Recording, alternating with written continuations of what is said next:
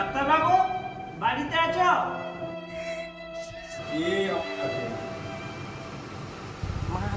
কি হয়েছে? একটু ওষুধ নিতে হতো। আচ্ছা ঠিক আছে, আসো। তোমার অসুবিধা কি হচ্ছে?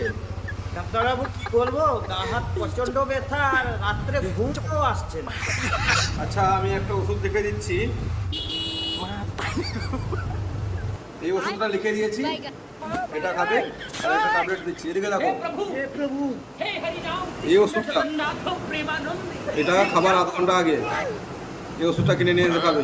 আর এইটা খাওয়া দাওয়া করবে, তারপরে এটা। ডাক্তারবাবু এই ওষুধ কোথায় পাবেন? এই ওষুধ এখানে কোথাও পাবে না, কোনো মেডিকেলে পাবে না। ওই কনে একটা বড় মেডিকেল আছে না, ওখানেই পাওয়া যাবে।